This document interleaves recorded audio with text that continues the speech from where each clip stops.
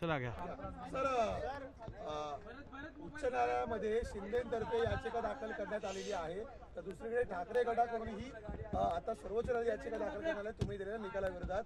काय सांगाल? तुमच्या निकालामुळे दोन्ही गट असंतुष्ट आहेत.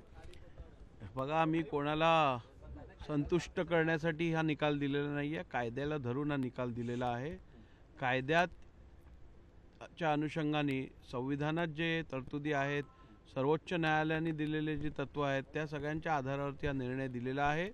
त्यामुळे आणि आपल्याला माहिती आहे, आपल्या देशात कोणताही नागरिक हा सर्वोच्च न्यायालयात किंवा उच्च न्यायालयात आर्टिकल 226 आणि आर्टिकल 32 खाली निश्चितपणे दाद मागू शकतो.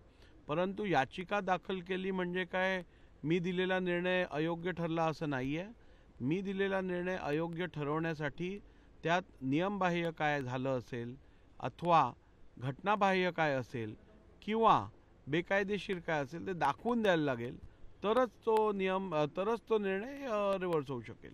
खासदार अरविंद सावंत यांनी सुद्धा उद्या खासदार अरविंद सावंत यांनी तुमचा एक जुना व्हिडिओ दाखवलेला आहे आणि त्यांचं म्हणणं आहे की पक्षप्रमुख म्हणून उद्धव ठाकरे यांची नेमणूक झाली होती त्यावेळी तुम्ही शिवसेनेमध्ये होता.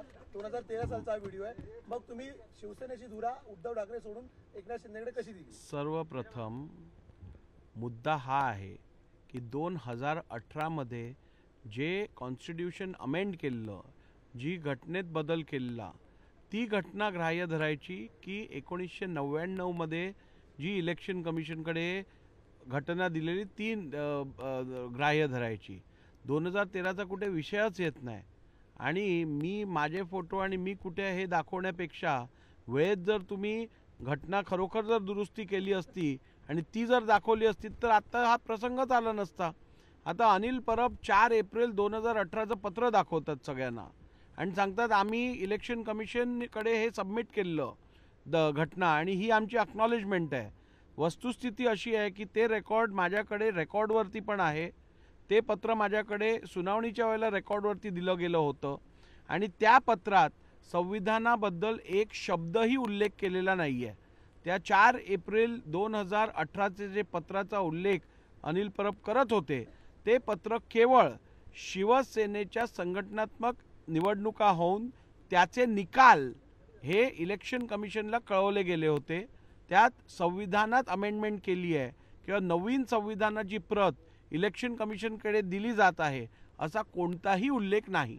तुमच्या विरोधात उद्या पत्रकार परिषद उद्धव ठाकरे घेत आहेत आणि पूर्ण ती जी प्रक्रिया आहे ती सांगणार आहेत. माझ्या समोर माझ्याविषयी किंवा कुठची पत्रकार परिषद ते घेत असतील तो त्यांचा विषय आहे. परंतु पत्रकार परिषदा घेऊन फॅक्ट्स काय बदलणार नाही आहे, वस्तुस्थिती काय बदलणार नाही आहे. वस्तुस्थिती तीच आहे जी मी माझ्या निर्णयात दिलेली आहे. माझ्या निर्णयात काय घटनाबाह्य आहे, काय नियमबाह्य आहे, काय बेकायदेशीर आहे त्याचा तुम्ही उल्लेख करा, ते दाखवा, मग आपल्याला पुढे बोलता येईल. परंतु कुठचंही निर्णयातली कुठचीही बाब चुकीची आहे असं न म्हणता जर का ते केवळ टीका आणि आरोप करणार असतील तर राज्याची जनता ही सुज्ञ आहे, त्यांना सर्व काही समजतं. राष्ट्रवादी काँग्रेसची ही उद्यापासून सुनावणी सुरू होते. कशा प्रकारे ही सुनावणी असेल आणि कधीपर्यंत एकंदरीत सुनावणी संपणं अपेक्षित आहे? नाही, आपल्या सर्वांनाच माहीत आहे की 31 डिसेंबरपर्यंत ह्या विषयात 31 जानेवारीपर्यंत ह्या संबंधातला मला निर्णय घ्यायचा आहे. त्यामुळे संपूर्ण प्रक्रिया पार पाडून लवकरात लवकर हा निर्णय घ्यायचा माझा प्रयत्न राहील. उद्या इश्यूज फ्रेम होतील आणि पुढची कारवाई चालू होईल. आता ते विधिमंडळ सचिवालयातनं सगळ्यांना निरोप जातील त्या संदर्भातले.